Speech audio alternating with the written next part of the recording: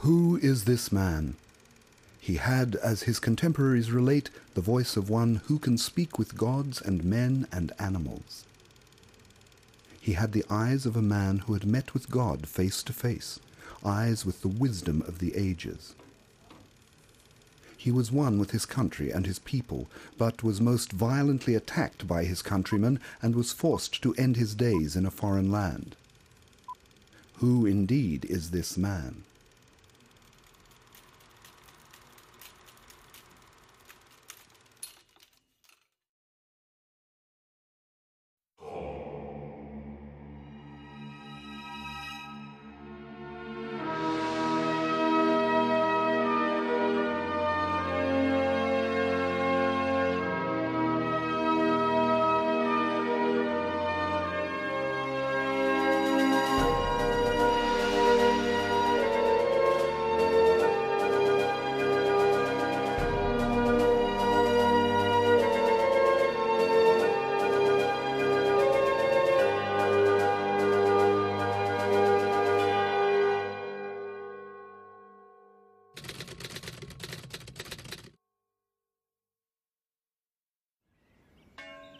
The Balkans at the end of the 19th century.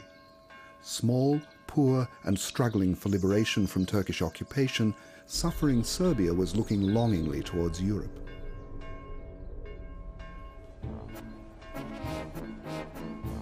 The peasant land of Serbia was faced with the necessity of literacy and modernization. About 100 kilometers southwest of the Serbian capital, Belgrade, on the Kolubara River, lies the small town of Valjevo. Before long, on an exclusively artisan settlement, there opened the first industrial sectors, with a railway and electrical energy. A secondary school is opened, the first theatrical performances are staged.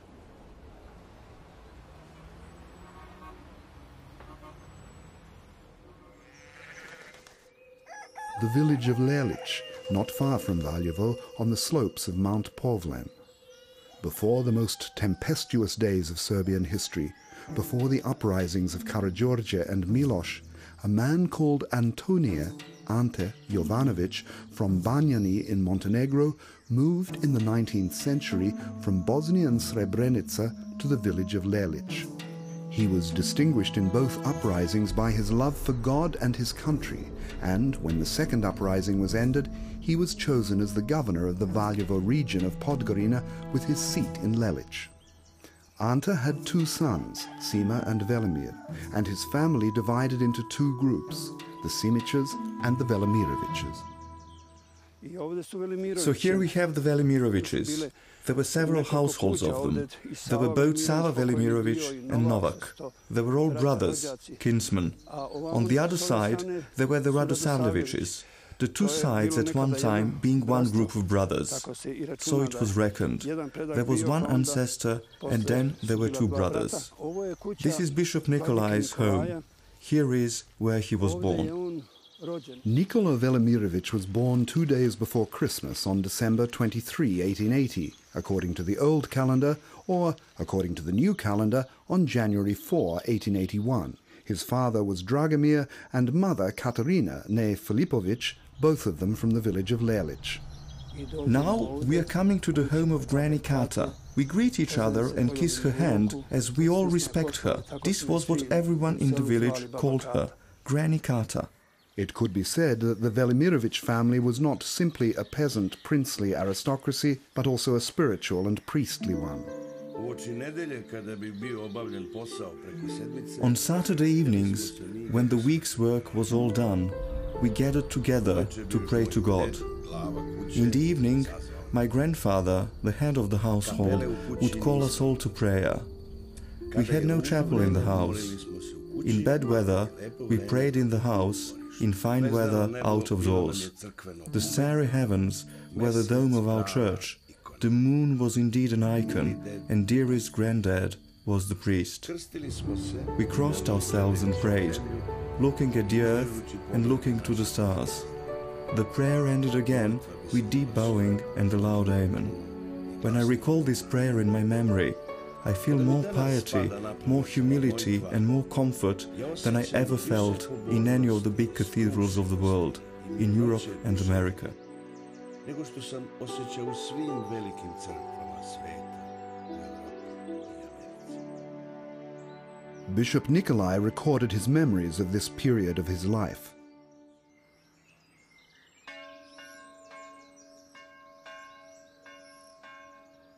The young Nikolai had his first schooling at the monastery of Celje near Lelic. Here, Father Andrea, the superior of the monastery, a man known far and wide as a benefactor and a man with a merry heart, a hero of Serbia's wars against the Turks, taught him love for his fatherland and spoke to him of Serbia's glorious and troubled past.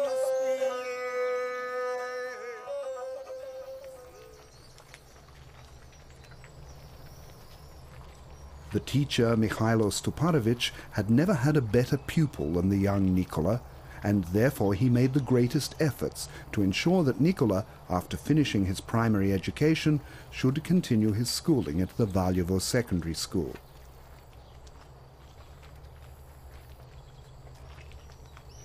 At the turn of the century, the Serbian intelligentsia had predominantly been of peasant stock and had got their schooling by working in the wealthy houses of the town.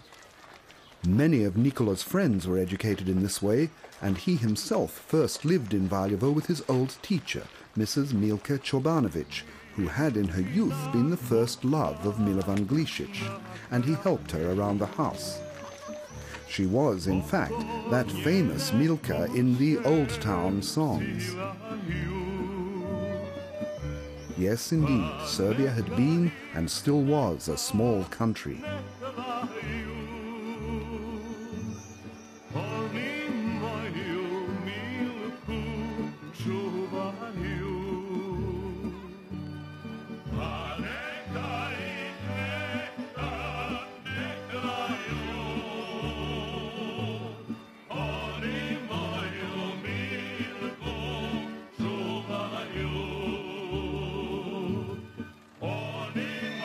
After completing 6 years of secondary education in Valjevo, Nikola attempted to enroll at the military academy, but the commission refused his application as he was malnourished and his chest was underdeveloped. Nikola therefore enrolled in the theological and pedagogical school in Belgrade. It was no wonder that this young man, along with many of his contemporaries, was after a military career. After a whole century of fighting, Serbia was only just facing real and glorious battles. In 1903, in Belgrade, the leaders of the Putsch killed Alexander, the last ruler of the Obrenović dynasty, and Draga, his queen. The descendants of the leaders of the first Serbian uprising, the Karađorđevićes, came to the throne. Relations between Serbia and the Austro-Hungarian Empire became tense. It came to the outbreak of what was known as the revenue war between the two countries. In the Balkans, the movement to unite the southern Slavs became ever stronger. Nikola Velimirović, living in Belgrade in cheap lodgings without enough money, was finishing his seminary education as one of its finest students. He supplemented his income by working on the distribution of the Christian Herald under the influential and well-thought-of Prota Alexa Ilić. A younger, progressive generation of seminarians would gather around the Prota, together with eminent men of the Belgrade of that time, a few foreign envoys, many of the clergy, and nationalist workers from regions not yet liberated. In these circles, the lamentable state of the episcopate was criticized, and a solution was sought for the Church's problems.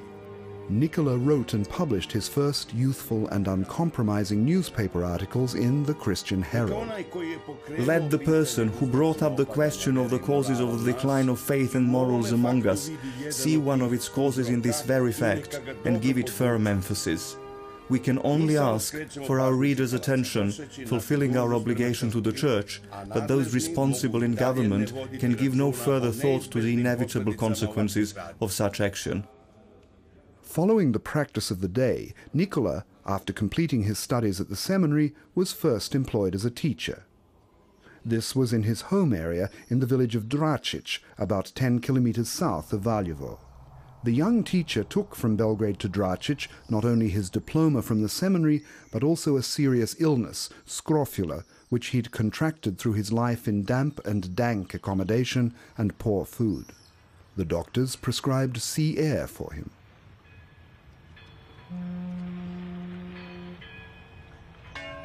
His stay in the Savina monastery on the Gulf of Kotor, an area then under Austro-Hungarian administration, left traces in one of Nikolai's earliest works.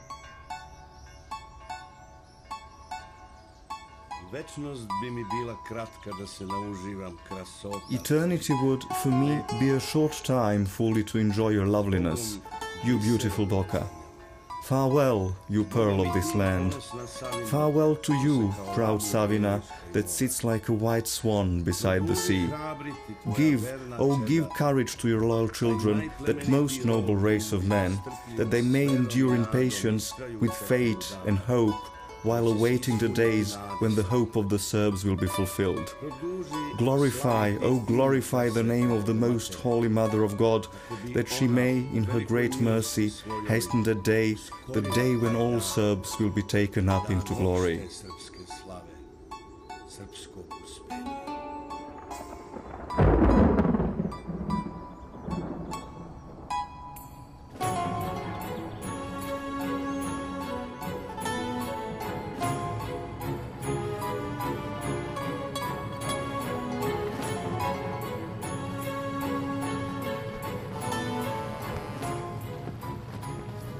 Nikolai was soon to leave his beloved Serbia for a time.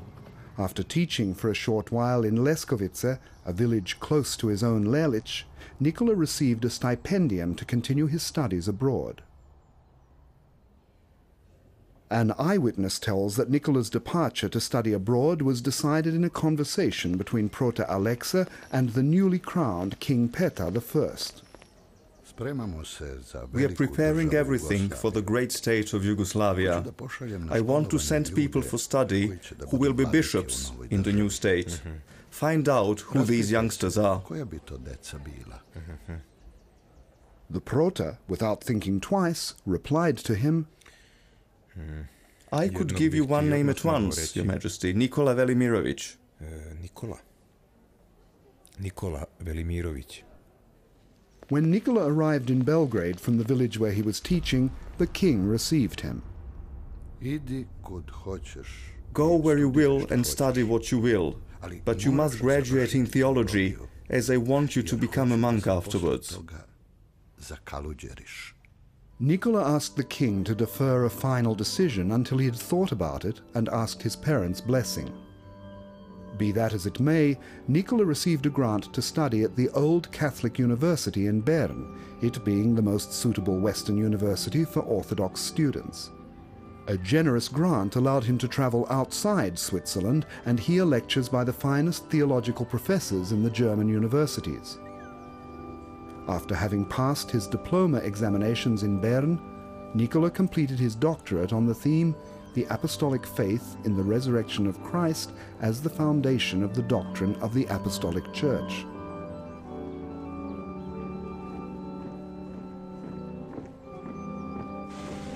In 1908, the Austro-Hungarian Empire annexed Bosnia and Herzegovina. Among the Serbs, both those under Turkish occupation and those at home, a great unrest was evident. This time, though, war was averted. Nikolai was at that time already in England, completing his philosophical studies at Oxford, and then finishing his doctorate in the French language in Geneva with the theme Berkeley's Philosophy. Dragi naš Nikola, sad dobismo tvoje pismo. Oh dear Nikolai, we've just got your very brief letter. As you wrote, in a bad mood, not knowing what to do, think or decide, to study and prepare for your exams or not, so if you don't feel you're ready to sit your exams and can't get what you need elsewhere, let me know how much you need me to send you. I'll take it from the valuable bank, which I will pay off with my shares, or will withdraw it from my savings account. I don't know where else. Your father, Dragomir. Tvoj otac, Dragomir.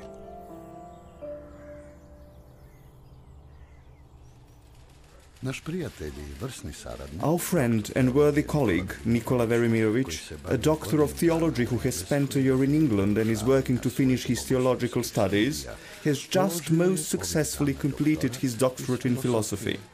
Dr. Velimirovich will finally be returning to his homeland at the end of this month.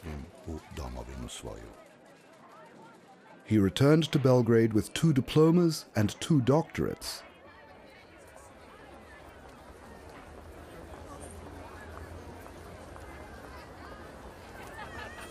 There were, however, to put it mildly, no doors standing open to Dr. Velimirovich. Hiding behind administrative regulations, the educational and ecclesiastical authorities, unwilling to validate his diplomas, put pressure on the twofold Doctor of Science to complete the 7th and 8th grades of secondary school and pass his matriculation. While all this was happening, Nikolai came to the brink of death a 3rd time. The first time he was, as a 1-year-old baby, held to ransom by a highwayman. The second time, on the way home from school, he was pulled half dead out of the river by an older boy from Donja Leskovice, Sreten Savic, who saved him from drowning. The third time he was in danger of death, in 1909, was when, after his return to Belgrade, he buried his brother who had died of dysentery and then himself contracted this dangerous illness.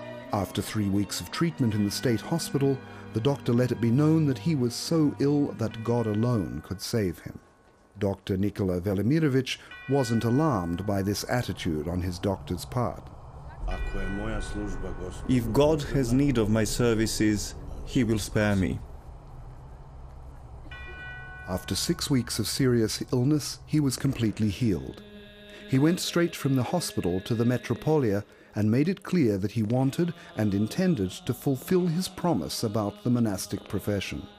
Metropolitan Dimitrie sent Dr. Velimirovich to the nearby Rakovica monastery, where, after 2 weeks as a novice, he was professed on December 17, 1909. At his tonsuring, he received the name Nikolai. Dr. Nikolai was ordained priest on December 20 the same year. In Belgrade, it had been whispered for a long time that Dr. Velimirovich was a great preacher. When the Belgrade press made it known that here a monk Nikolai would be preaching in the cathedral after Christmas on St. Stephen's Day, it was even early on difficult to find a place.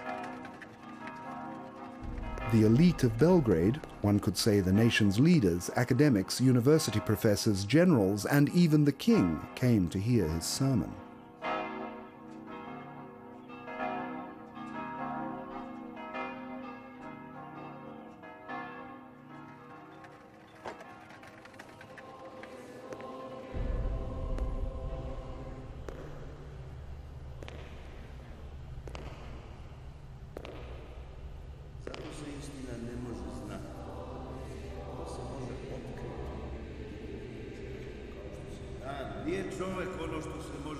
A man is not that which can be put in a grave, but that which cannot be contained by the universe.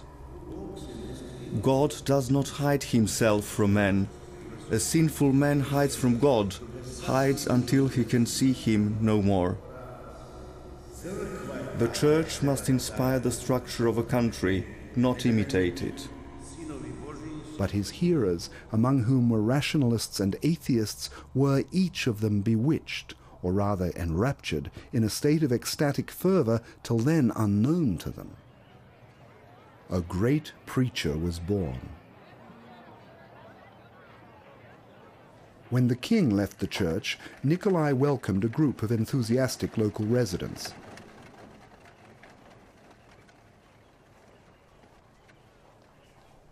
Some of them were shouting that he must immediately be taken to the Metropolia, which is where he belongs.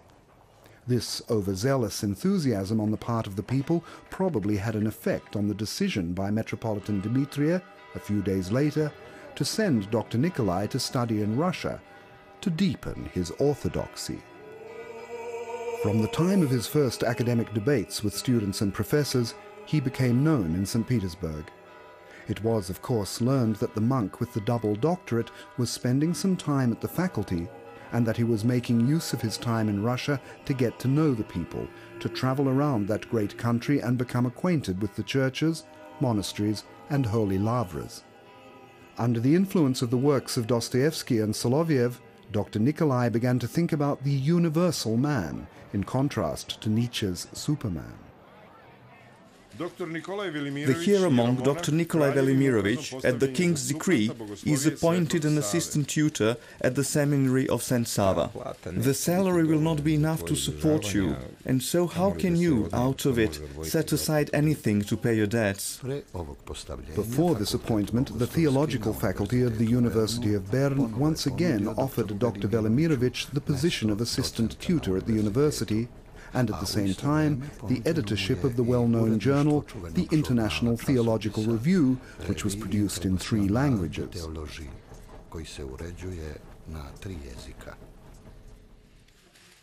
As far as I know, we can find nothing else, no other source for the paying off of the debt than the publishing of sermons. We hear that Dr. Nikolai will soon be returning to his homeland from Russia, having gone there for a time at the beginning of the year. Mr. Nikolai Velimirovich spoke the day before yesterday in the cathedral in the presence of a great number of people.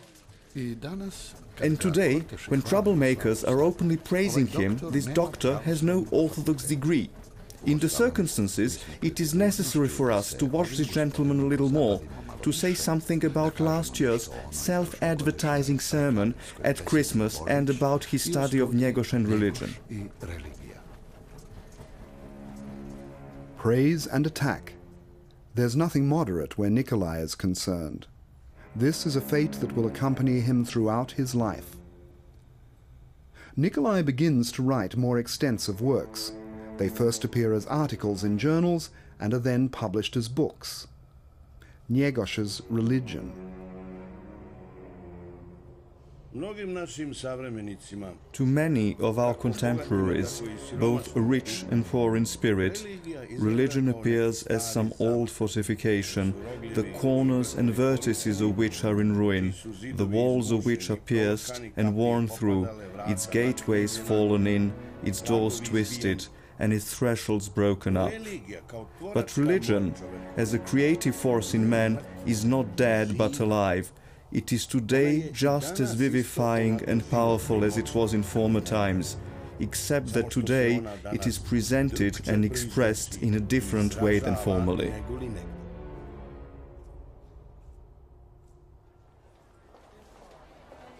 It seems as though Nikolai devoted his whole life to proving the truth of these lines. A sensation in our scientific, philosophical, and theological literature. It is not just a pity, it is a sin not to read this rare book. This young professor of the Belgrade Seminary is no less interesting than the Bishop of Cetinje himself, writes a well-known elderly critic, Jovan Skerlic, although he aligns himself with those who are concerned for Nikolai's orthodoxy.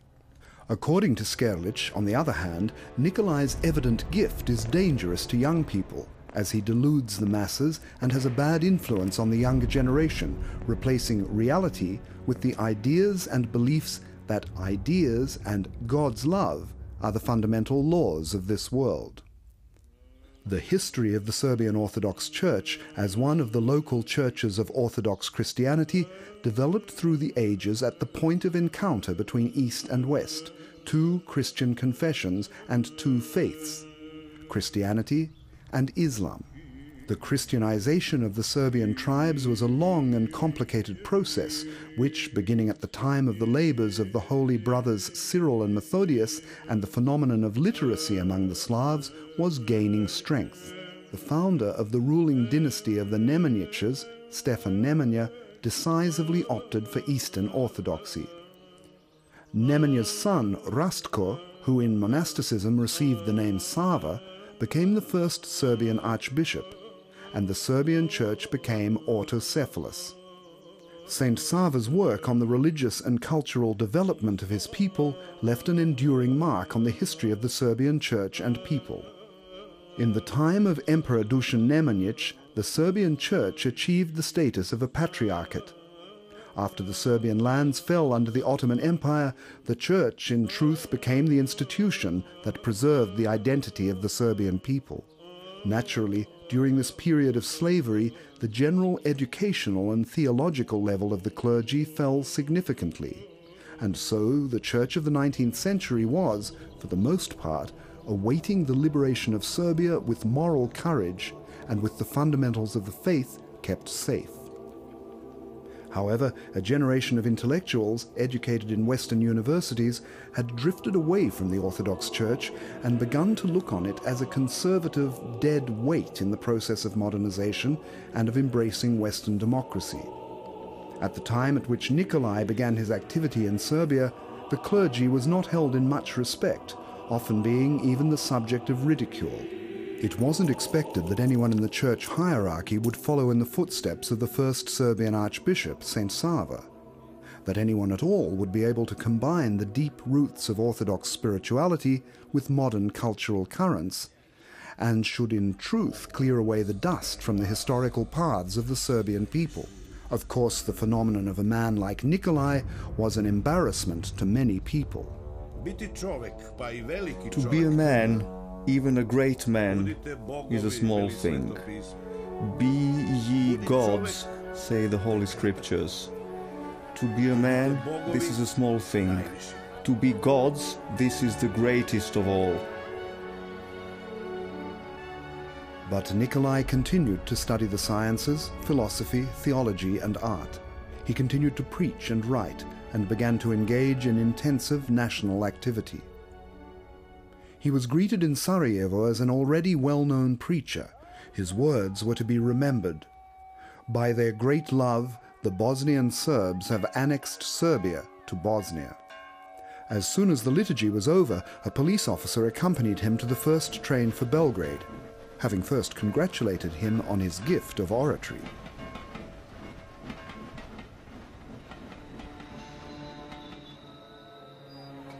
On his return, he was taken from the train in Zemun and subjected to rigorous questioning. In 1912, his books Nietzsche and Dostoevsky and The Sermon Under the Mount were published. His contemporaries agreed that Nikolai's sermons made an impression on the souls of men in the same way that light enters into a dark room.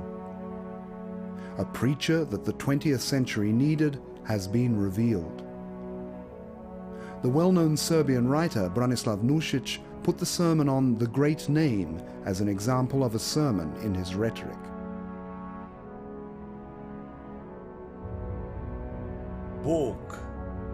God. This single word contains the whole of my preaching. One short word, but a vast meaning, a magical power.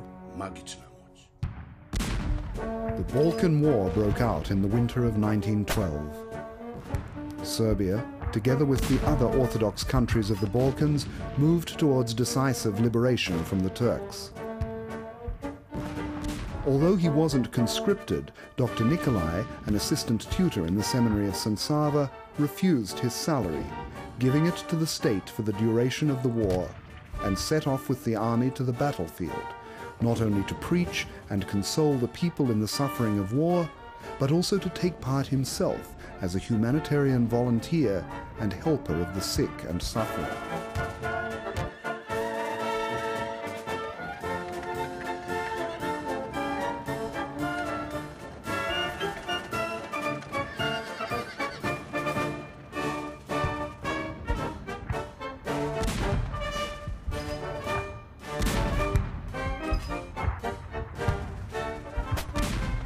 After success in the wars in Serbia, the Holy Episcopal Assembly met in 1913, and its members agreed that Dr. Nikolai be elected bishop for the vacant diocese of Niš.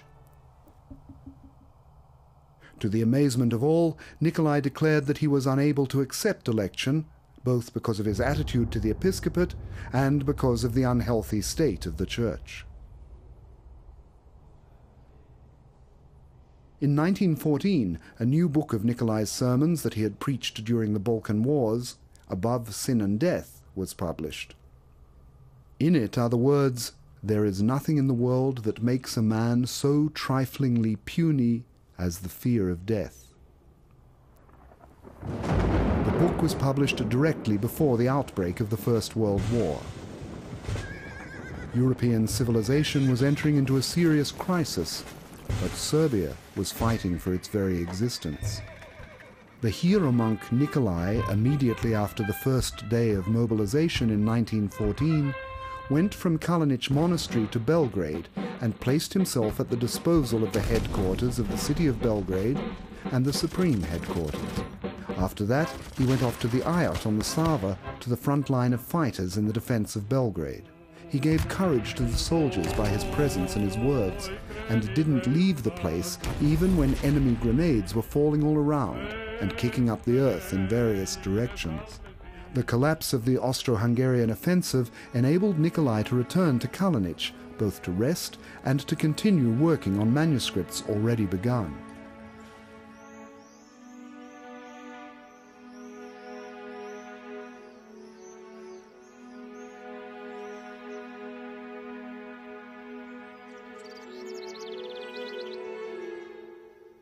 Up early, matins, then a walk through the woods above the monastery.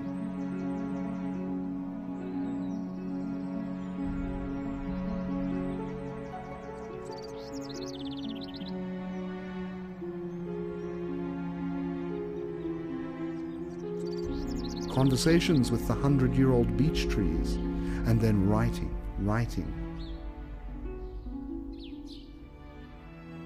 The rosette on the wall of the monastery, slightly worked over, was later to become a mark of protection on all his books.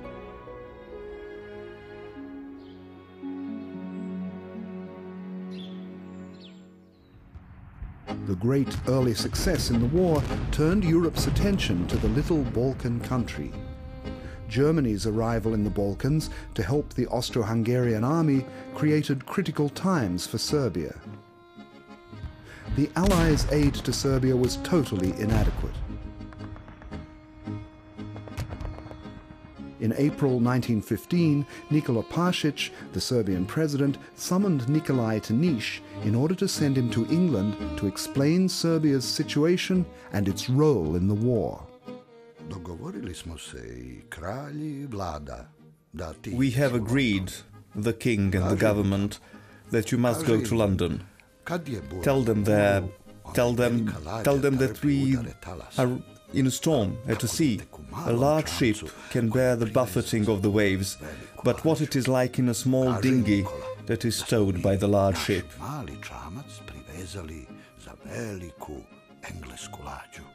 But what else am I to tell them?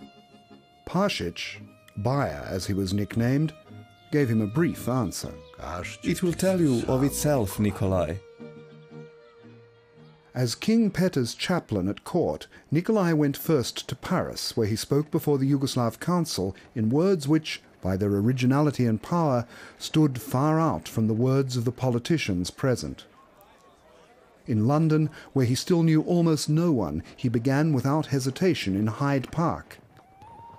Instead of speaking, he played on his shepherd's flute, on which he had learned to play as a child in Lelic. People gathered, interested in this strange priest and his unusual instrument. At last, Nikolai began to speak.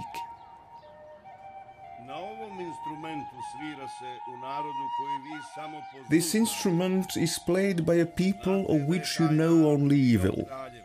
You know that this people has killed kings. You accuse it of having killed Ferdinand, the heir to the Austro-Hungarian throne. I want you to know that Prince Lazar, a prince of this people, stood on Kosovo field in 1389 with his army as the protector of the Christian Europe and gave his life for the defense of European civilization. I want to say, by the way, that at that time there were as many Serbs as there are English today. Today we are a tenth of that number. Where are they? They perished, struggling for freedom and defending their culture. i braneći svoju kulturu.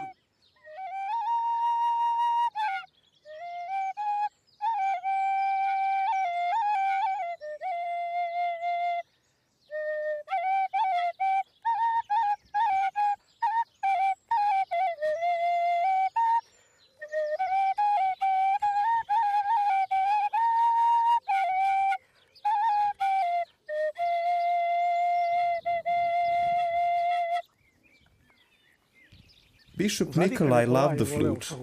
I had carried some suitcases for him that were filled only with flutes, single and double. There was nothing else in them. The English clergy invited Nikolai to speak in their churches.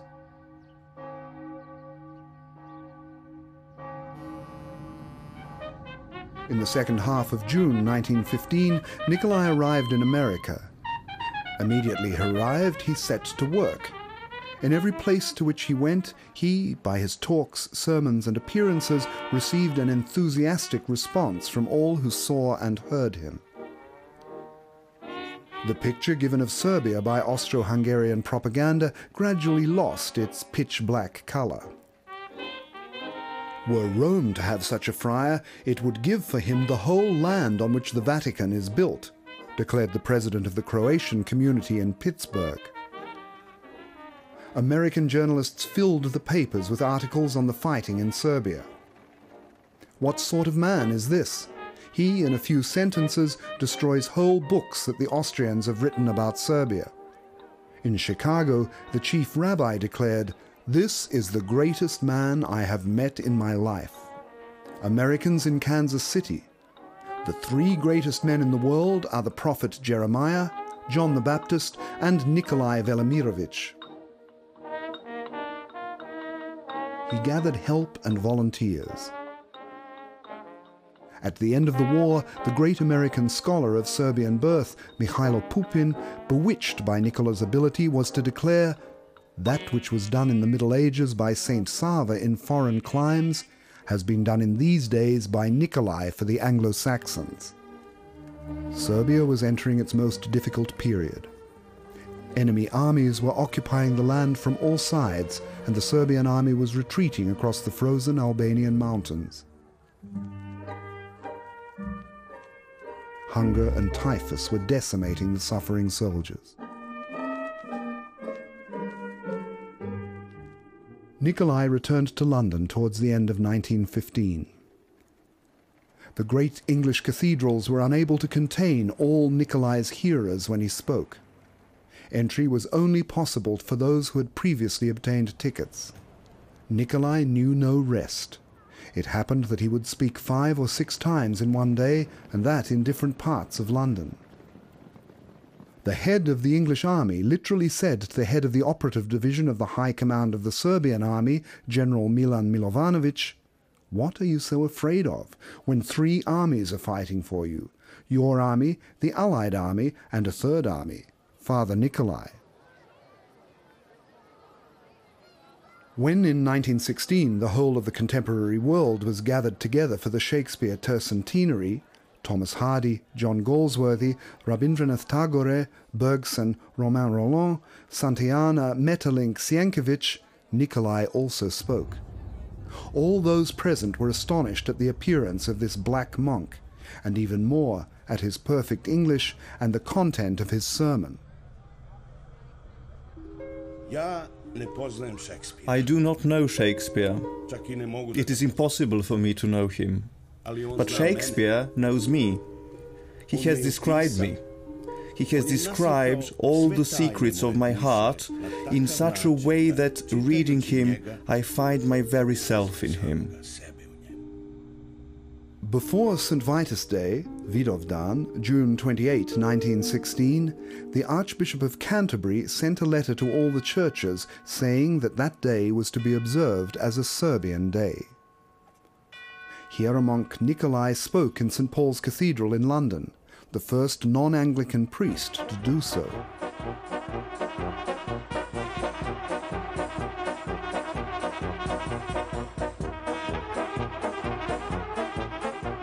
The remains of the exhausted Serbian army, after resting and reforming on Corfu, continued fighting on the Salonika front.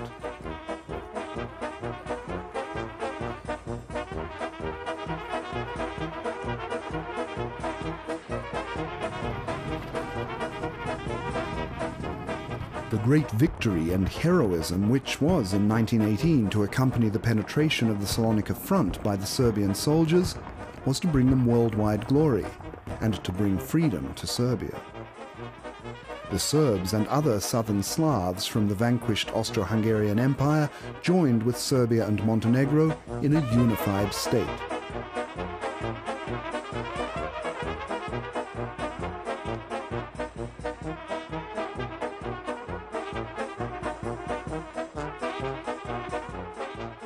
During the First World War, there were in London, along with Nikolai and with similar goals and tasks, several eminent Serbian intellectuals: Slobodan Jovanović, Jovan Cvijić, Bogdan and Pavle Popović, Čedomilj Mijatović, Dimitrije Mitrinović, and others. A small group, but a strong Serbian lobby. Cooperation with the Serbian Council, contacts with representatives of the other Yugoslavs, and also with eminent Czechs, Russians and Poles, a common grasp of the dramatic crisis in Western civilization, discussions on the new humanity and new Christianity, and especially the enthusiastic utopian ardor of Dimitrije Mitrinović, all of this influenced Nikolai to draw once again on certain ideas with which he was occupied in earlier days. Around the end of the war, he wrote his famous work, Words on the Universal Man. As opposed to Nietzsche's Superman, a concept of Western civilization which more and more aspired to totalitarianism, he placed the Slavic, Balkano-Mediterranean and Far Eastern concept of the universal man. He was tired out by war and evil, and was as though desiring for a moment to forget that paradise on earth is impossible, and that many who went before him, most especially Russian thinkers, dreamed of a world created on the love and sacrifice of the universal man.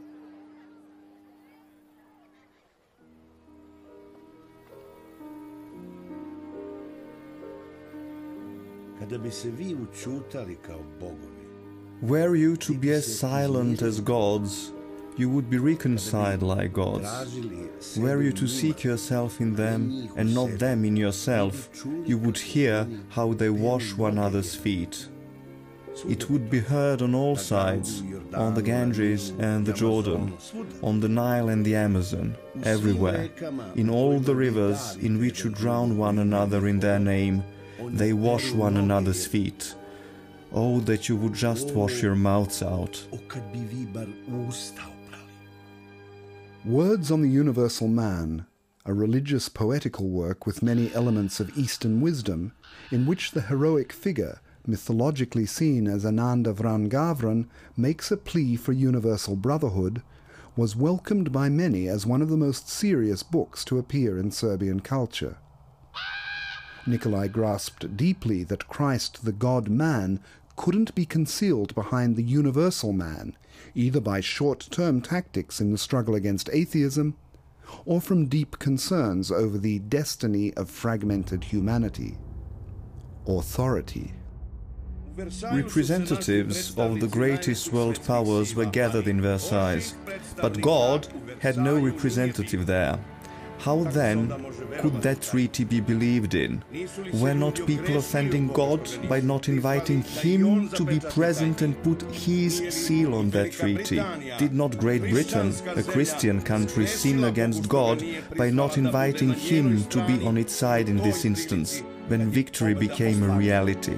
Nikolai said this, among other things, in a sermon given in England after the conclusion of the Treaty of Versailles. Among his hearers, silence reigned. Nikolai paused at length and then cried out, On your knees, Great Britain! On your knees, I pray to God to forgive you for not summoning Him to confirm the treaty that you dictated to the vanquished. His hearers fell to their knees, and Nikolai finished his sermon with a prayer. There was an immediate appreciation of the spiritual quality in Bishop Nikolai personally, and also as a representative of the Orthodox tradition in Serbia. People were very clear about his spiritual quality, and by extension the spiritual quality of the church he represented. And the fact that he was able to make friendships with very influential people meant that it became possible to use some of the facilities here. Bishop Nikolai Velimirovich is a great inspiration in this process of deepening our Christian conversation and finding ways in which we can serve Christ in one another. And that's why we have chosen his name to be associated with the scholarship, which we are trying to collect funds for, to assist people recognized and approved by the Serbian Orthodox Church who wish to pursue further education and further studies in this country. As a mark of the recognition of the whole of his work in England, the Archbishop of Canterbury and a large group of the most eminent Englishmen gave him a pectoral cross and a certificate. The friends you made during the time you spent in England can't let you go without a visible sign of our respect and love. We have listened to your preaching with great joy, the one and the same gospel that is addressed to the whole of mankind by the one Redeemer, our Lord Jesus Christ.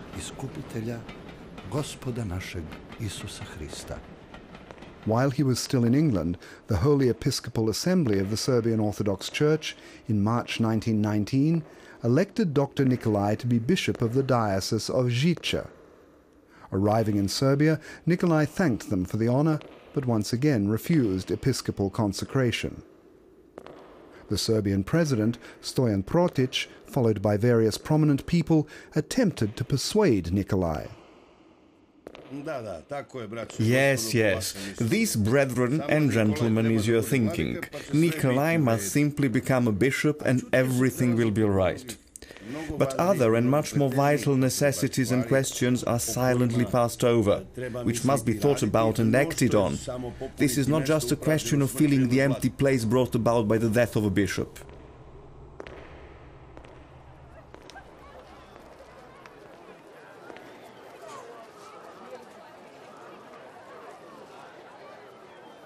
At last, after several moves by the Metropolitan as concessions to Nikolai, he was put under a moral obligation to accept episcopal consecration. One of the most significant events in the recent history of our church took place on May the 5th, 18th, in the cathedral. Dr. Nikolai Velimirovich was consecrated as Bishop of Žiča. On June the 20th, the new Bishop of Žiča, Dr. Nikolai Velimirovich, arrived in Čačak. A huge crowd of people went out to the Morava Bridge on that day to await his arrival.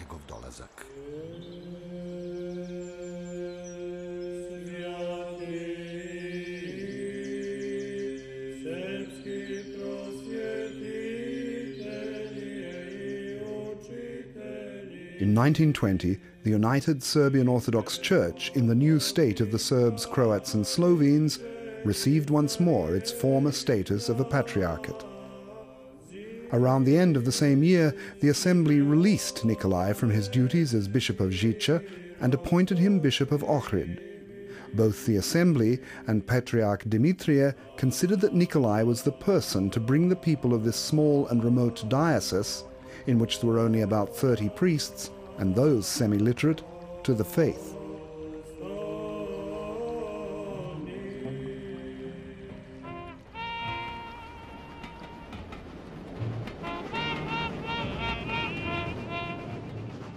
The Black Colony in New York asked its new bishop to preach a sermon in their church, St. Philip's. Before the service, 40 black boys went into the church carrying Serbian and American flags, which were warmly received. After the service, one of the priests introduced the bishop to his flock and said that the Serbian bishop Nikolai, a son of the heroic Serbian people who was known throughout the world, would speak.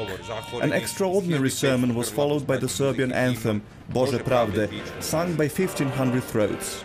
Nikolai, who continued to travel a great deal, worked on the organization of the Serbian Church in America. He gave a series of lectures, visited England, and attempted to resign as a diocesan bishop in order to give his full attention to missionary activity. But when this was not accepted, he quietly went off to Ohrid.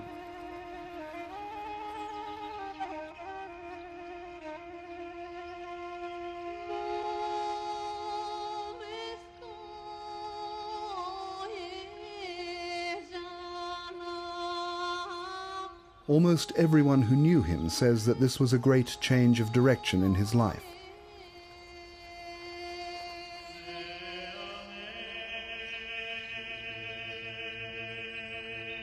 From a learned religious thinker of the global type of man who was careful about the influence his actions would have, who worked to bring about the most comprehensible dialogue with modern spiritual currents, he became a mystical solitary, an ascetic and man of prayer of the strictest orthodox type, the hermit of Ohrid.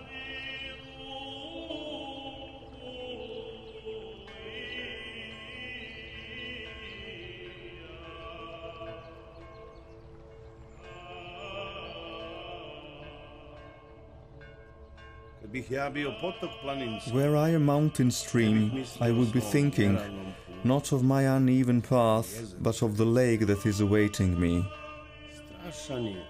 Terrible indeed is the abyss into which those fall who are enamored by events that pull them down.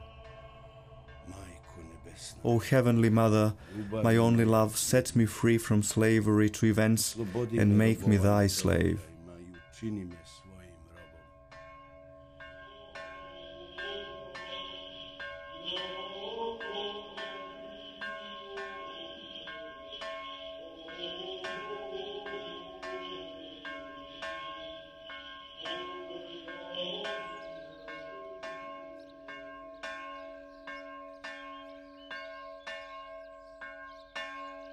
In his monastic solitude with God, the Bishop of Žiča and Ohrid lived in places founded by Serbian kings and saints.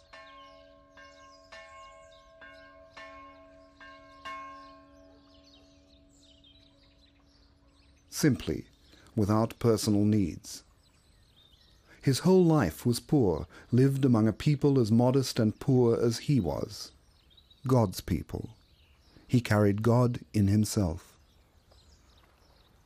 Of course, there were those who were delighted at this development, while others found new reason to attack him. In 1922, his book Prayers by the Lake was published.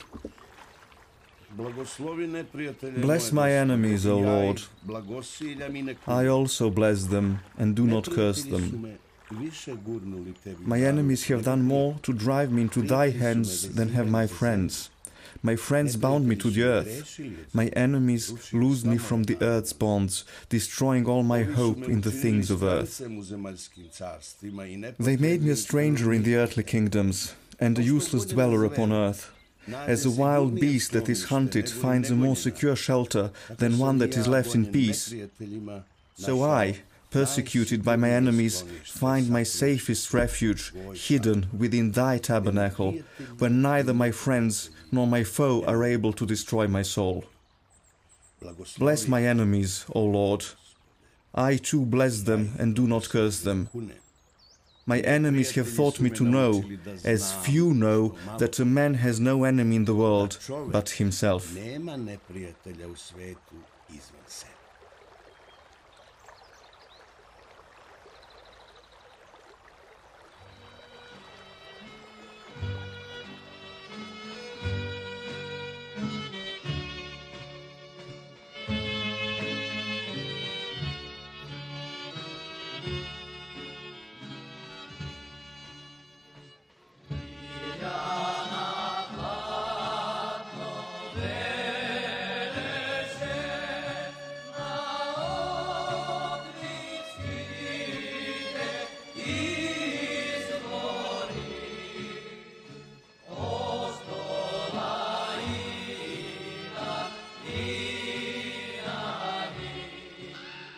Before making journeys all around the diocese, the bishop would, in breaks in his writing, walk through the streets of Ohrid and on the shore of the lake.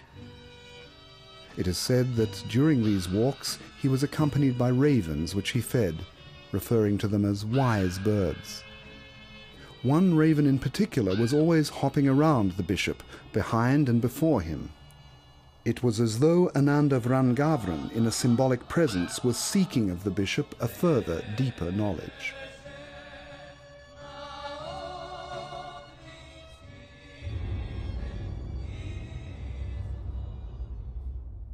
The bishop, in his modest house in Ohrid, was visited by people both from Serbia and from all parts of the world.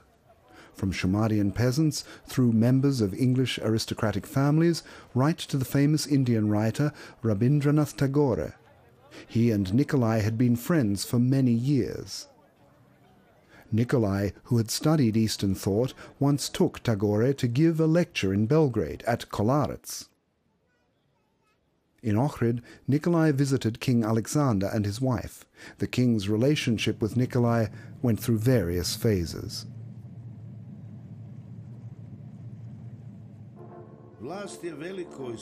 Power is a great temptation, and few are those who are able to withstand this temptation. Only those can do so who know that they are thy servants under thy footstool. All men are too weak, Lord, and ready to give themselves over to self-love and pride. But pride was the downfall of many of the angels, so how can it not be of man? Out of thy love for thy peoples, O Creator, fill the leaders of the people with fear of thy judgment. When the king, in 1929, introduced the January 6 dictatorship, Nikolai warned him on various occasions. The Serbian Church has existed and survived in various countries, and it still exists in Yugoslavia, which is only a state and is therefore a transient phenomenon, while the Church is eternal, he said to the king. One amusing episode in Ohrid best depicts the relationship between these two great men. Skromni Vladičanski dvor uz samu obalu jezera. The modest bishop's house right on the lakeside. During lunch, Tushko the cook brings the king a tray bearing a suckling pig of 1.5 kilos or maybe 2 kilos. Nikolai grabs the tray and throws the pork out of the window into the lake. Does an Orthodox king really want to eat flesh on a fast day rather than the famous Ohrid fish? The king was naturally not amused. The pork had disappeared before his very nose. They finished lunch without further exchange in a fairly tense atmosphere.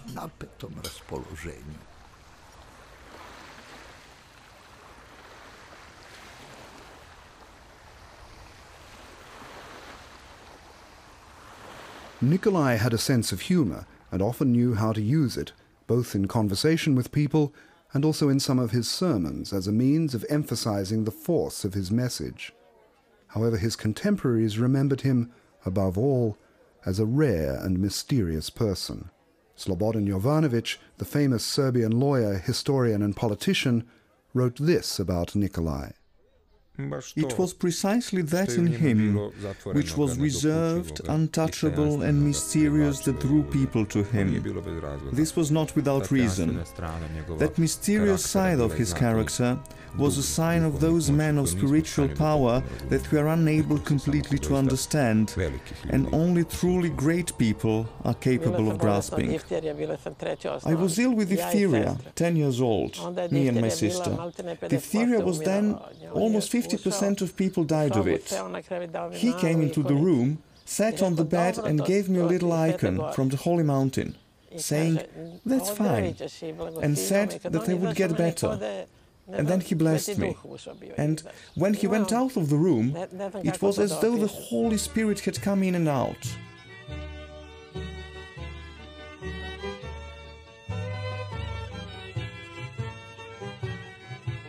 The people of Ohrid loved and respected him.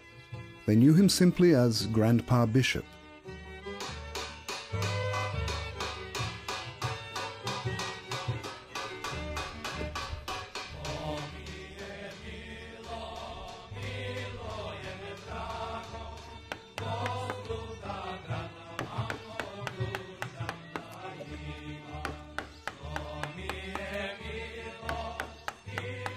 Whenever the bishop was on the streets, the craftsmen stopped their work and hurried up to him for his blessing.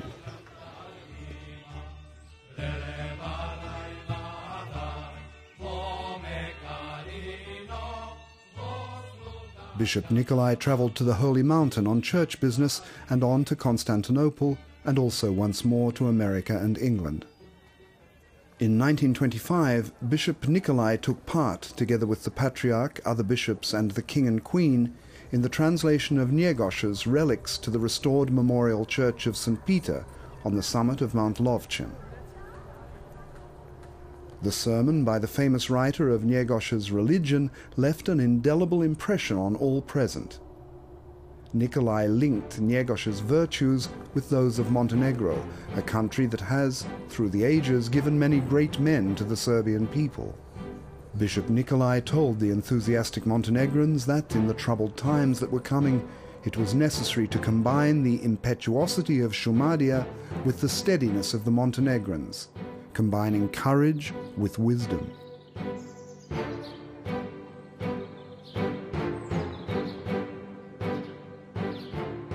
After the death of Patriarch Dimitrie, instead of, as many people expected, Nikolai's accession to the patriarchal throne, Varnava was elected patriarch.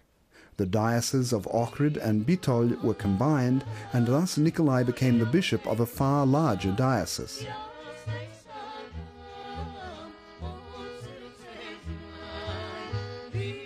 In Bitol, where a seminary had earlier been begun jointly with Metropolitan Iosif of Skopje, a public kitchen was opened for the very many poor people, then Bogdai, God's gift, for abandoned children, which he visited almost every day. The seminary in Bitol was truly a nursery for future Orthodox saints and great theologians.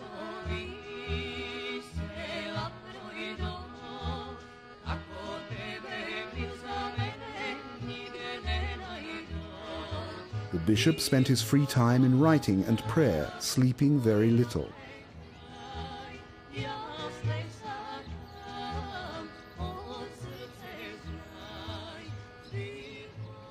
During his time in southern Serbia, now Macedonia, new books were published. Thoughts on Good and Evil, Homilies, his popular major work, The Prologue from Ohrid, Missionary Letters, The Faith of Educated Men, a book of poems, The Spiritual Lyre, then War and the Bible, Symbols and Signs, Nomologia, The King's Vow. On every book there was to be seen the rosette from Kalinic, which speaks to us of what was pulling at the bishop's heartstrings.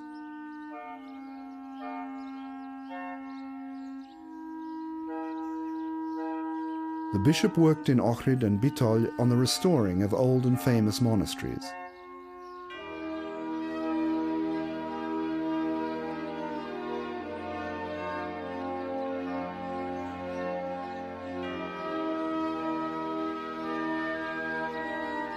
Then, while he was still Bishop of Ohrid, he began the building of a church in his birthplace, Lelic. "Build it if you have the cash," it said that his realist father, Dragomir, told him when Nikolai declared his intention. "The villagers will help me," was Nikolai's reply. Look only to yourself, son. Don't put me in the position of having to sell the little land I have to pay off your debts. But Nikolai really was not that interested in money. When he travelled from Ohrid with bags full of money for the building of the church, collected from the royalties on his books published in Serbia and in other countries, and also donations from admirers at home and abroad, he gave generously as he went to anyone who turned to him for help. His companions were always concerned that there would be nothing left for the intended goal. The church in Lelic was, however, completed in 1929.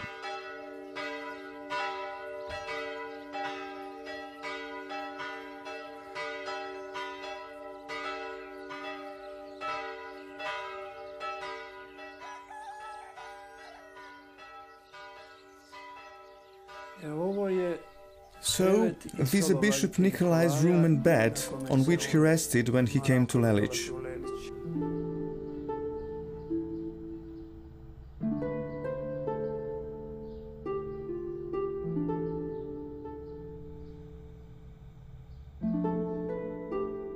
He returned to Žiča in 1934 as administrator, and in 1936 was once again appointed Bishop of St. Sava's most significant diocese.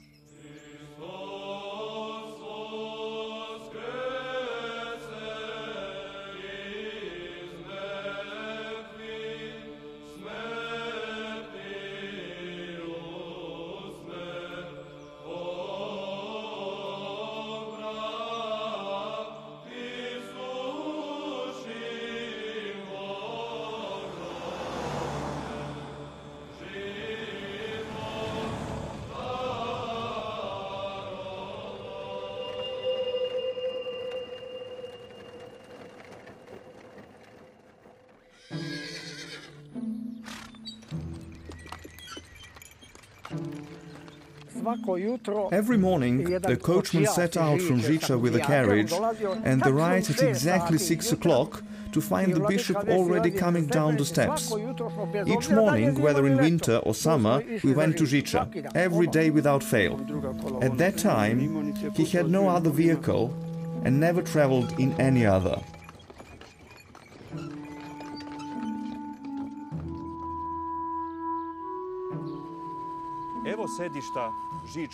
This was the seat of the Žiča diocese during the episcopate of the Holy Bishop Nikolai of Žiča and Ohrid and of all Serbia.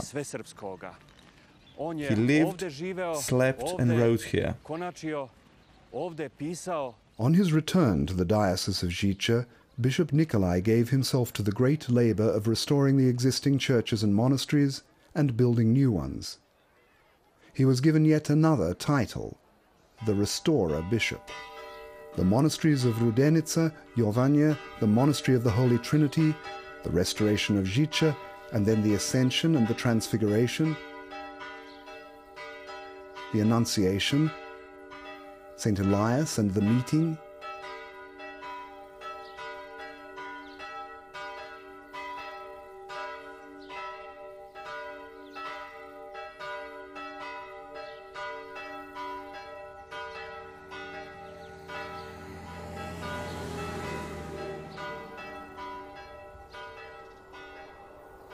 the monasteries of the Ovča Kabla began to look like a Serbian holy mountain, being so named by the local people. But churches were also built in the towns and villages. There is not much film footage showing Bishop Nikolai. This film, never before seen, was made at the consecration of the church in Šilopai. The church, dedicated to St. Nicholas, the wonder-worker of Myra in Lycia, was built by the pre-war Belgrade businessman Ljubo Saračević and his wife Mara in his birthplace under Rudnik. This film of the consecration of the church was made in 1939 on the Nativity of the Mother of God when I was 10 years old. This church was built by my father and mother.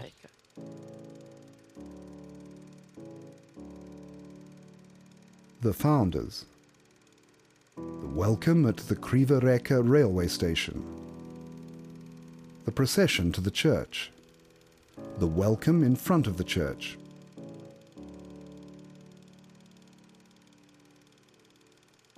The greeting.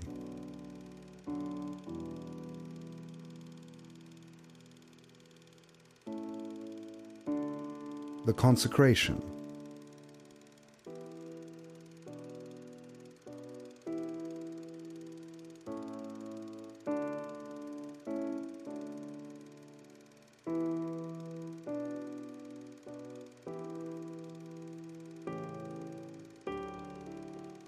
Bishop Irine Đorđević of Dalmatia, Bishop Venjamin of Braničevo,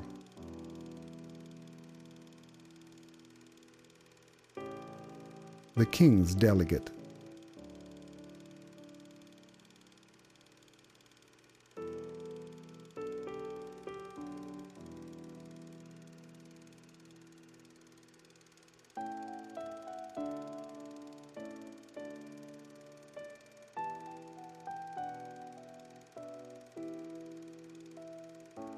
the sermons,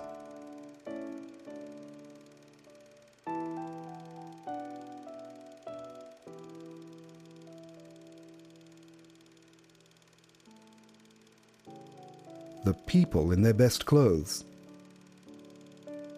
the folk dancing, the common table,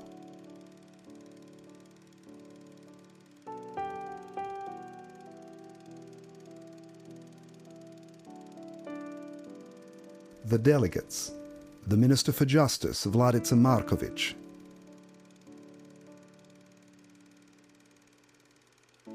the Minister for Religious Affairs, Voja Janjic,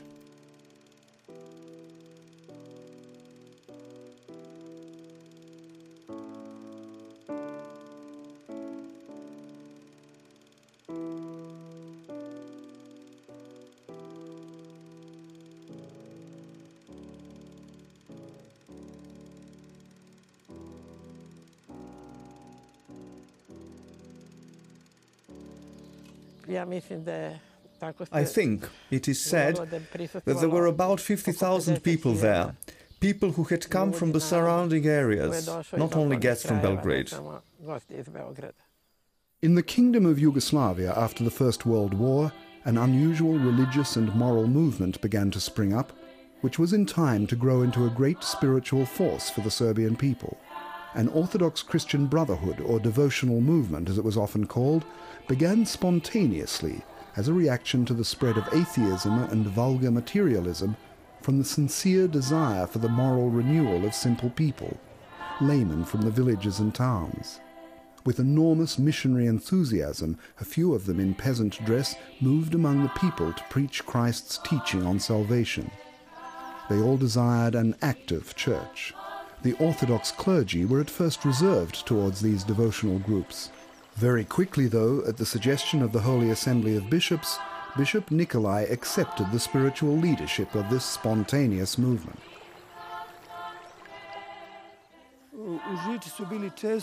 Gatherings of the faithful and meetings of the devout were very, very frequent at Žiča. The church was full every Sunday, and pious people came from the surrounding villages and sang. After the Holy Liturgy, spiritual songs were sung in front of the church. The bishop always celebrated and preached in the especially beautiful way that Bishop Nikolai had. For about 20 years, until the Second World War, the devotional movement was to grow to number 400 brotherhoods with several 100,000 members. From year to year, devotional gatherings were held, at which the most welcome guest was Bishop Nikolai.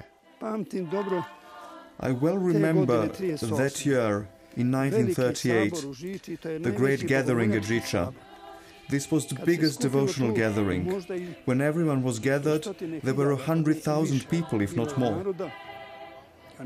I don't know if any area was left out. From Vojvodina, Serbia, even from Macedonia and from Montenegro. There were a great many missionaries and preachers there. I would say 50 or even 100 maybe.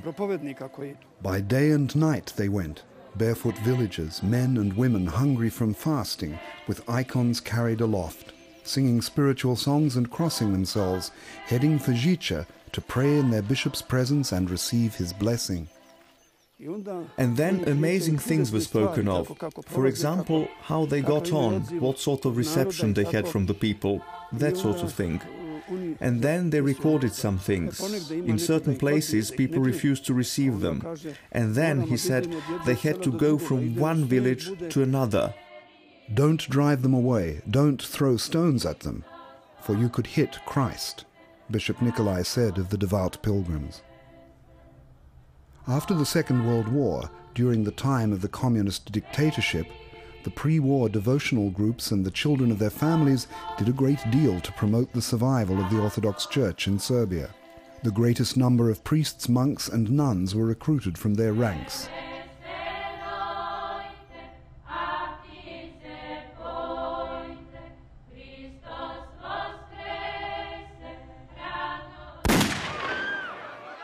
In 1934, King Alexander was killed in a coup in Marseille. In the Kingdom of Yugoslavia, the separatist aspirations of the Croats were openly becoming stronger and stronger. In 1937, the government of Milan Stojadinović planned to conclude an agreement with the Roman Catholic Church. The Orthodox Church engaged in a struggle against those privileges that would, through such an agreement, allow a Vatican presence in Yugoslavia. Patriarch Varnava and Bishop Nikolai were the most active in the conflict and were in regular contact with ministers and envoys and the whole Orthodox Church. It was in 1938 that Grandpa Bishop Nikolai gave a talk against the Concordat. Grandpa stood among our villagers and talked with them. I was somewhere there as a child in a corner. In Belgrade, the police attacked a procession with clubs. Among those injured was Bishop Simeon of Shabac. And then the police surrounded everyone like this, and as soon as they said the wagons moving, they began to fire their guns. We all lay down on the wagons. This was a real fight what I experienced. I know that they fired on the procession. In the hubbub of the conflict over the Concordat, in the never-ending explanation of the circumstances, Patriarch Varnava died. According to some witnesses, it appears that he was poisoned. The Montenegrin Metropolitan Gavrilo Dožić was chosen as the new patriarch. The Concordat was not adopted in Parliament, but an unhealthy situation in the country indicated the approach of disaster. About Nikolai, I remember him. I was a young girl going to church. He was sitting and people were crowding around him. He was sitting on a little chair and having a meeting. What we had to do. That war was coming. The dark clouds of war were gathering over Europe. Cvetković-Marček's government signed the joining of the tripartite alliance, but the protests that were followed by demonstrations and a putsch were supported by Patriarch Gavrilo and Bishop Nikolai. I must tell you about how the tripartite alliance was signed. Cars came from the court for him and off he went. He and Patriarch Gavrilo overturned the tripartite alliance and placed the king on the throne. This is right. It's all true.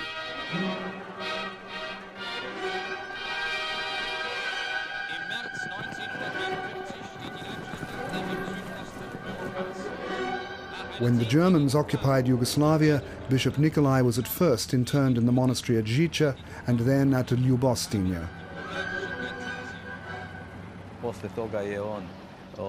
After that, he was... When the war came, he was imprisoned, and I had no chance to see him or be with him. Nikolai was trying to do something for the people who were suffering in great numbers in Kraljevo and Kruševac. There followed many interrogations carried out in Kruševac. The bishop found it difficult to bear the misfortune of his people. He began to grow very weak and his legs gave out on him. At the interrogations, however, he refused to sit in front of the German officers.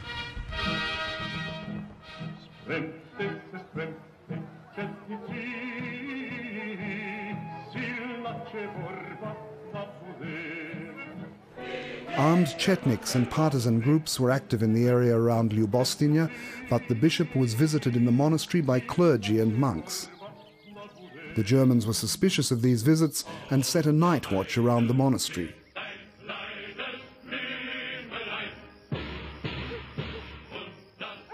The nuns going in and out of his room with lighted candles was thought by the watchers to be some sort of signal. A thorough search of the monastery produced nothing. They didn't even discover the Jewish mother and daughter of the Neuhaus family, whom the bishop was hiding there with false documents. Vladika Nikolaj je došao sa monaškom odorom za moju majku. Bishop Nikolai came with a monastic habit for my mother and wrapped me in a couple of sacks. He bought a whole lot of winter provisions, throwing them into sacks and concealing them with his legs so that his cassock covered them. And so we passed through the German ring, trembling and terrified. Of course, on the bridge on the way out of Trstenik towards Ljubostinja, a soldier asked him where he was going and what he was doing. He said, "I've just been shopping." He was successful because he spoke to him in German, and so we crossed and were saved. He then took us in and gave us into the care of the abbess at the monastery. We were there for 18 months. Although they did not find the concealed mother and daughter, the Germans nevertheless took the bishop off to Kruševac. Who knows how things would have turned out if hieromonk Vasilije Kostic, a refugee professor of the seminary at Bitol, hadn't brought an "in case of need," a decoration for civic service which the bishop had received back in 1935 for his help in the setting in order of the First World War German military cemetery, and this from Hitler. The general, who was interrogating the bishop, ordered that he be set free and returned to Ljubostinje.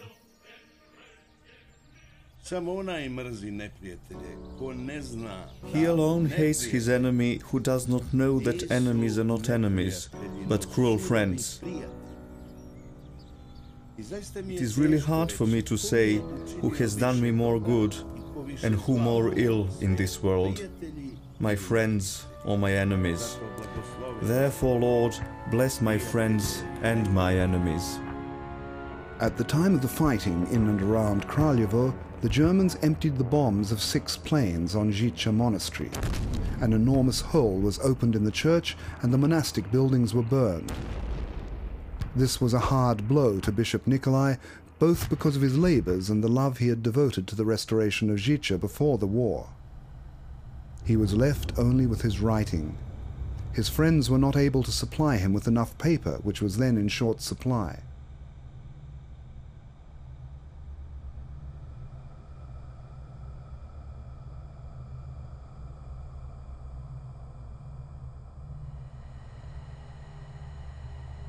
Do not confuse the defeat of the army with the defeat of the people. Do not equate the fall of the state with the fall of everything. States are given to their people so that there should be something to come to ruin in the people's place, that there should be something to give as ransom for the souls of the people.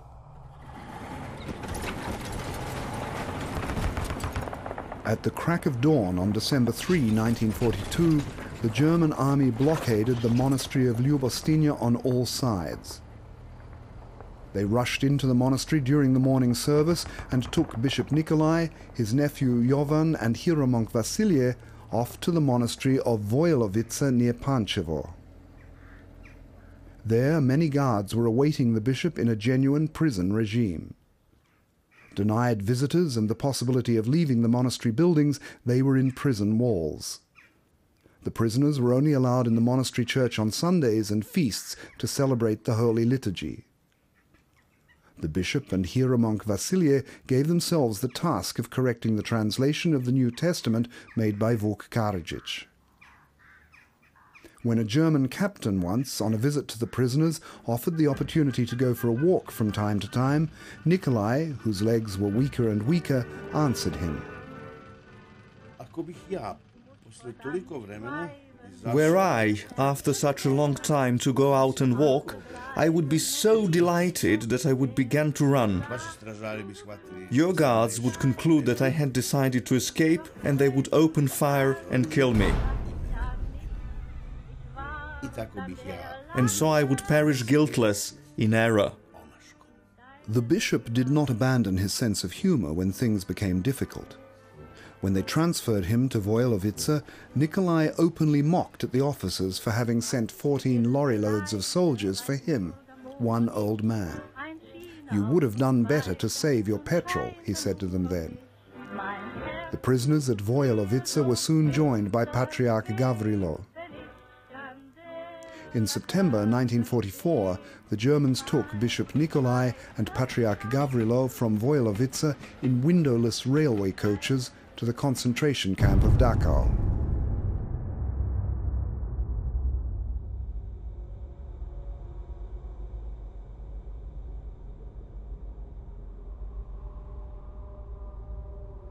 During the Second World War, the Serbian people endured terrible suffering. Fired on in all parts of Serbia and in Jasenovac, suffering in wars with Germany, the Ustašes, the Bulgarians, and also in civil war. But these two great Serbian personalities arrived at the ill-famed camp of Dachau. These two weakened, sick men in advancing years shared the fate of the other prisoners in the camp, but they were soon taken to the camp hospital. Intervention from all sides finally bore fruit. They left the camp and were sent under military guard to recuperate in Bavaria and Vienna. The Germans tried all the time to manipulate them for their political ends and the struggle against the Yugoslav partisans, though without success. The fall of the Third Reich and the coming to power of the communists in Yugoslavia found them in the Tyrol, where they were finally liberated by the 22nd American Division of General Collins. In the chaotic situation at the end of the war, when a large number of Serbian emigrants were unable to return to their homeland because of the communist dictatorship, though some of them were given into the hands of Tito's partisans by the English, Bishop Nikolai and Patriarch Gavrilo arrived at last in England. From there, the Patriarch returned home, but Bishop Nikolai, his health seriously undermined, went to America in 1946, further and further away from a Serbia that was in the embrace of a deceptive ideology of brotherhood and a unity of equality.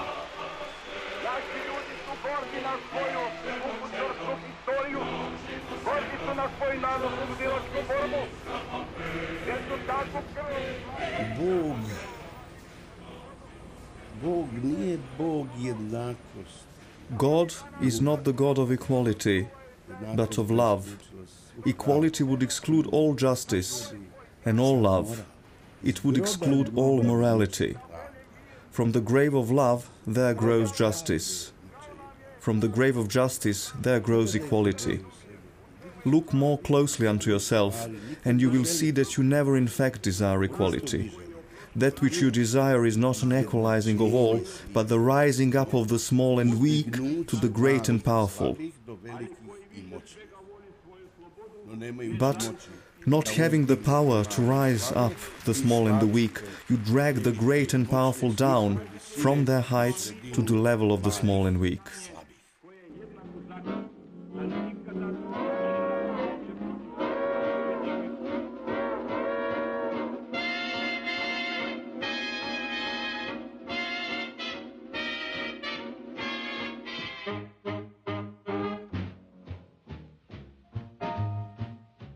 When fire breaks out in a house, the flames are not put out from within. These words of his are well known and at least partly explain the feelings of many Serbian emigrants. The same year in which he arrived in America, while he was still wrestling with matters of immigration with the authorities, Columbia University in New York awarded him the honorary degree of Doctor of Divinity. A bishop of the Serbian Church, with his seat in Ohrid and Žiča, known and respected for his holiness in mercy, who has always, above all, been concerned for the poor and unfortunate in his land that has suffered so much. A great scholar, a great preacher, and above all, a great moral force. It was 51 years ago in March that we came to America after 5 years in the camp. And that same year, on Vidovdan, St. Vitus's Day, Bishop Nikolai arrived. We arrived in March and he came in June for Vidovdan. He celebrated his first liturgy here with Proto Dusan, my husband, and he preached.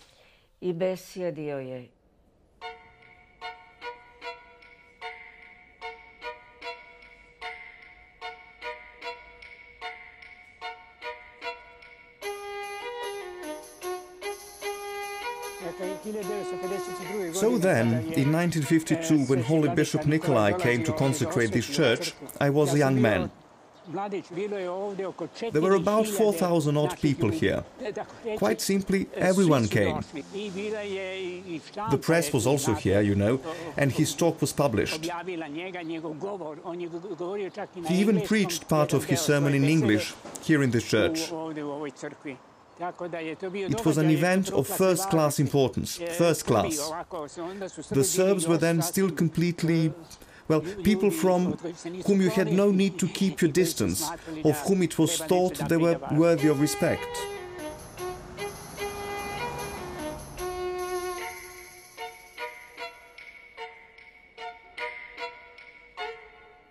My daughter put all the bishop's things around her neck, you know, his panagia and, oh Lord, his crosses and everything.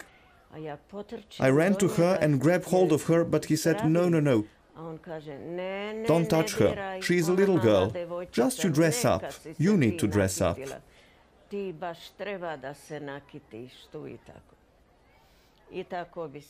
And he smiled and went to his room. He had a table, a big bedroom. He would sit there the whole night, writing all the way till dawn.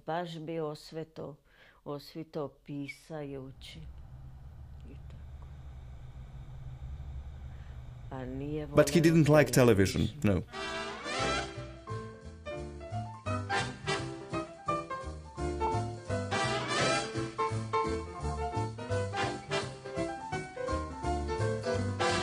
Some sunny day with a smile on my face, I'll go back to that place far, far away.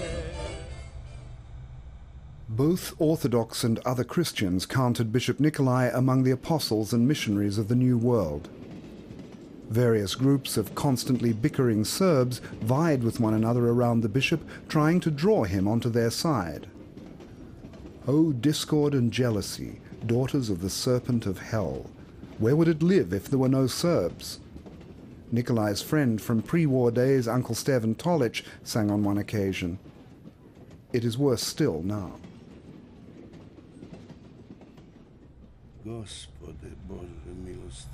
O merciful Lord God, forgive us, Serbs, our sins. Restore to us our freedom, and give us strength, that we may in freedom glorify Thee, as never and no one had done before. Amen.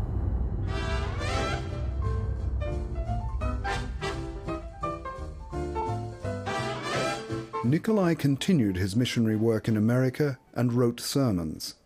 But among other things, because of a difference of opinion with Dionysia, the bishop of the Serbian Church in America, he withdrew to the Russian monastery of St. Tikhon.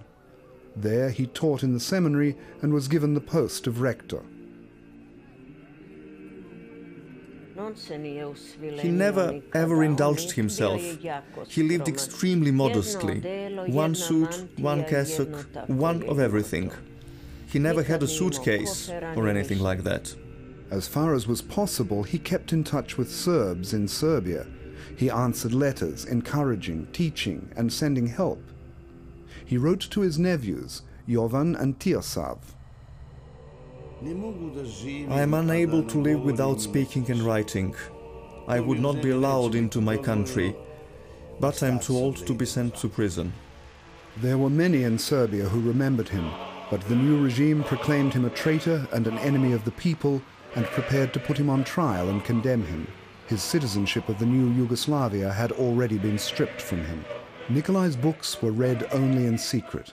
Milovan Djilas, a highly placed official in the Communist Party, in his efforts to cleanse Serbian culture, wrote about Nikolai in 1952, calling him a terrifying, fanatical, Rasputin-like figure. And the Association of the Orthodox Clergy of Serbia, under strong pressure from the government, unmasked Bishop Nikolai as an agent and traitor to his homeland. Among those rare people in Serbia who openly expressed their love and respect for Nikolai was Archimandrite Justin Popovic. Being himself under house arrest, isolated within his own country in the monastery of Chelia, where Nikolai began his education, Justin taught generations of monks and future bishops. For him, Nikolai was the greatest Serb after Saint Sava. Deserted monasteries in Serbia, with in front of each of them a crucified figure of Saint Sava, and he, looking in sorrow and wretchedness at his successors, his unhappy flock, as it falls into ruin. The bishop wrote and preached to his last hour on earth. Unhappily, very few manuscripts of his sermons have been preserved. The words of our Lord and Saviour Jesus Christ are contemporary. They never grow old, as He is forever young, never having aged, and always being here before us. And these words are full of meaning and fully applicable in the present day, in our modern life. But however modern it is, however civilized the world is, however primitive the world has become, and however it has abandoned culture, it is the same. As I said, Christ is needful to all, essential and ever contemporary. Fear not those who kill the body, but are unable to kill the soul. Early on Sunday, March 18, 1956, in the monastery of St. Tikhon in South Canaan, Pennsylvania, while at prayer before celebrating the Holy Liturgy, Bishop Nikolai died peacefully in the Lord. The whole world took leave of this great man. To quote the most beautiful words of Bishop Nikolai at the end of his study of the life of Saint Sava, the death of a member of a family is a blow to that family. The death of a king or a hero is a blow to his nation. But the death of a saint is a blow to many nations, or even to the world. For a true saint is like heavenly ozone to weaker human souls. When the news of his death reached Belgrade, the bells of all the city churches rang out at the same time. Bells tolled all over Serbia. The church in Serbia had undergone persecution and had survived, as the Christian Church of the Apostles had done under much persecution throughout its history. Along with Abba Justin, who in his famed annual memorial services in Lelic sustained a living link with this new Serbian saint, the new bishops preserved his veneration. As with many of the saints, the veneration was born among the people even while the saints were still on earth. This was also the case with the holy Bishop Nikolai. So it was that, after his death, it was perfectly natural that his veneration should continue and spread. Serbs in the diaspora helped in the publication of Nikolai's books. The holy Bishop Nikolai was undoubtedly one of the brightest stars in the heavens of Serbian history. Prota Milica Protic, of blessed memory, spent 40 years collecting the works of Bishop Nikolai with the desire that they be published on the occasion of the 40th anniversary of his ordination to the priesthood. This did not come to pass, and he jealously guarded them. When atheism came to our land, Bishop Nikolai became, as a religious thinker, a persona non grata. Publication of his works was banned, and Milica kept them hidden. When I was elected Bishop of Western Europe, he said to me, "Vladika, you are going to the free world. I will give you all that I have collected of Bishop Nikolai's. Publish it somewhere in the West." I had to carry a little at a time, so that it was not found and confiscated at the frontier. When I had taken out about half of it, he became rather ill. He called me and said, "Just in case, God forbid, of anything happening to me, I have made 3 copies of all his works. One copy is built into the wall of my bedroom behind this wardrobe. One is in the bell tower of the church in Mirjevo, and one is in the Vujan monastery. So if they find and destroy one of them, I know where the others are." Although in Serbia there were continued attacks on Bishop Nikolai as a heretic, reactionary, Mason, British or German agent, and even, when necessary, enemy of the people and reactionary, they only drew forth from the devout people an even stronger love for the bishop and sense of his holiness. Even during his life, the Serbian people considered the holy Bishop Nikolai to be a saint. This was especially so after his death. The Serbs began to venerate him as a saint and to invoke him in their prayers, particularly in the dioceses of Šabac and Valjevo. But what can be reckoned to be Bishop Nikolai's first proclamation as a saint and this was what it was called for a long time in our diocese, took place on March 18th, 1987, in the Cathedral Church in Šabac. Bishop Jovan, his nephew, was present at the Holy Liturgy, and the Holy Episcopal Liturgy was celebrated by Amphilochius, the then Bishop of Vršac, or rather Banat. In the presence of a church full of the devout, both clergy and people, the icon of the Holy Bishop Nikolai was brought into the church and the first Holy Liturgy was celebrated. With the blessing of Bishop Stefan of Žiča, we desired, before he was officially included in the diptychs of the saints of the Serbian Orthodox Church, to celebrate the liturgy to the glory of God and with his name.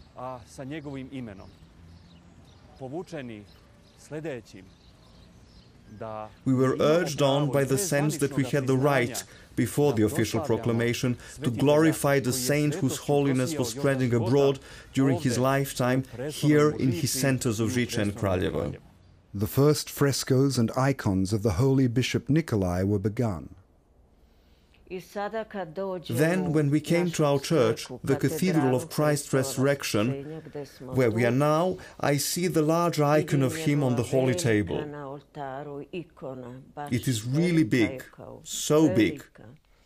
And I sit down and think, Lord God, look now at this saint. How many times did I receive him into my house? And how many meals did I prepare? Is it possible?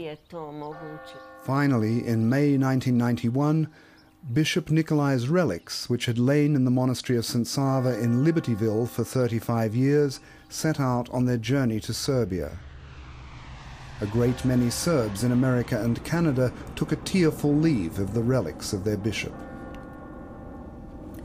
We are here at Surčin Airport in Belgrade, where, in 1991, the plane landed bearing the relics of our Holy Bishop Nikolai, who was arriving here in his fatherland for the first time after his long exile in America, where he had lived and where he died. He lived among us Serbs in America like a holy prophet, as the personification of the spirit of Saint Sava, as a living incarnation of all that is good in us Serbs, in our holy Orthodox faith. Even the Americans said of him that he is a second Messiah, that he is a new prophet of the Church of Christ, living among us. But at Surčin Aerodrome in Belgrade, there were only a few hundred people awaiting his arrival. In front of the church of St. Sava, on the Vraća plateau, there were 2,000 or 3,000. At Žiča, only just over 1,000. Only in the bishop's village of Lelić on May the 12th did he receive a magnificent welcome. About 30,000 people were gathered there from every corner of Serbia.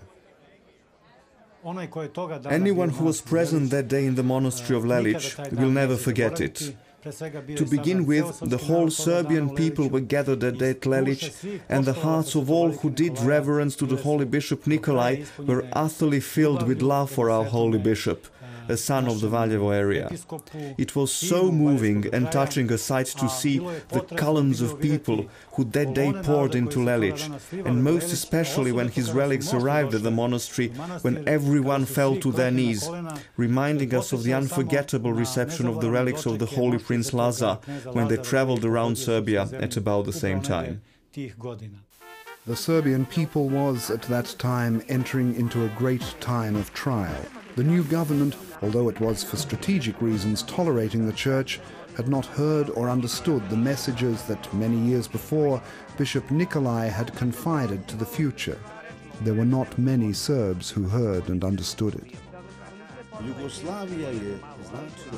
Yugoslavia signified spite against Christ, spite against Saint Sava, spite against Serbianism, spite against the history of the Serbian people, the wisdom of the people and the people's integrity, spite against every one of the nation's holy treasures, spite and only spite. At the moment of the fall of communism, weapons will immediately be acquired by the Croats. And what do the Serbs think? They will think, as in 1918, that it is first necessary to call elections. abandoned the preposterous joke that one man will build a future happy Serbia. Every leader of a baptized people who, rejecting Christ, desires to bring happiness to his people, leads his people not to the land of happiness, but to the never land, inevitably and inescapably.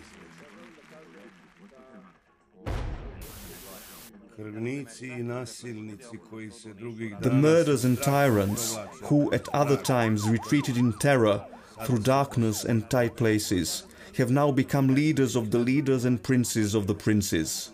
Indeed, they will not consume their wealth in peace, but will squander it in memorial wakes for their kinsfolk. They will dream of deceptive and devastating uprisings, and they will leap up at midnight, terrified and sweating. Their life will be long, that their punishment may be even longer. It will be worse for their people which gave birth to them than for the Jewish people, for they had the example of the Jewish people and did not learn from it. They will hearken to calumny of their name and will not dare to peer out of the window.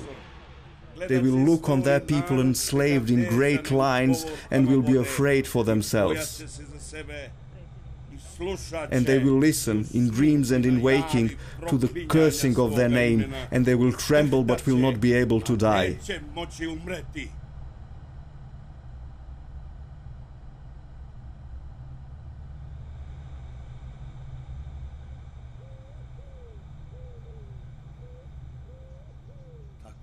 Thus a nation of sinners will stand up together like grass to kill God. And the knife that they raised against God will slip, and they will stab themselves in the heart. Of course, people are not always willing to listen to prophets. Attacks on Nikolai continued on all sides whenever anyone recognized himself in his words, just as it was with the prophets of the Old Testament. From the flood of the most inspired prophetic words with which Nikolai reprimanded both his own people and other nations when they forgot God, his present-day enemies would single out several lines which they would reckon to be sufficient indictment. Nikolai, a reactionary, an anti-Semite. It could quietly be said that the prophet Jeremiah was a greater anti-Semite than he was. St. Augustine described God as having a beauty that was ancient but always fresh. The truth is that if you marry fashion, the passing fashion of a particular moment, you're very quickly made a widow or a widower as things change. So to be deeply rooted in that ancient tradition is extremely important, or else we're carried away with every change and every fashion. Often more greatly valued abroad than at home, Bishop Nikolai has long been recognized as a saint both by the Serbian Church and by other local Orthodox churches. He was proclaimed in 2003.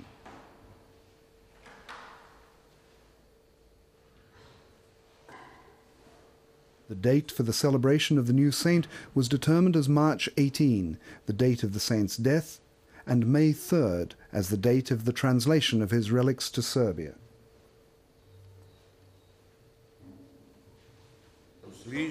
Hearken, O Lord, the prayers of thy righteous men Sava and Nemanja, for thy sinful people, and save thy people, for it is thy people, although it is sinful.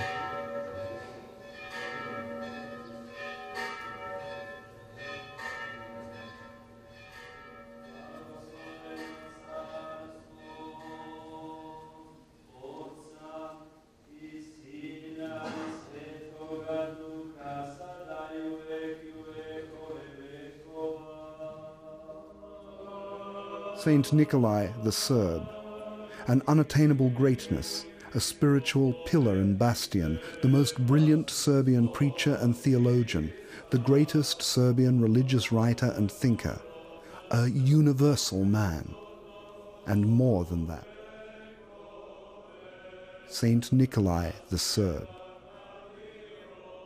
Let us return to our question at the beginning. Who, in fact, is this man? And, at the end of the day, perhaps only he himself can give us an answer. I ask a sensual man, "Who are you?" And he replies, "I am I." And he thinks of his body. I ask a thinking man, "Who are you?" And he replies, "I see two sides in myself, and I make my way between them, associating first with one and then with the other." And he is thinking of his instinctive and conscious soul. I ask a spiritual man, "Who are you?" And he replies, "There is someone in the depths of my soul. I stretch out my hand to grasp him, but see that to do so I would need arms longer than the universe. Ask him who I am."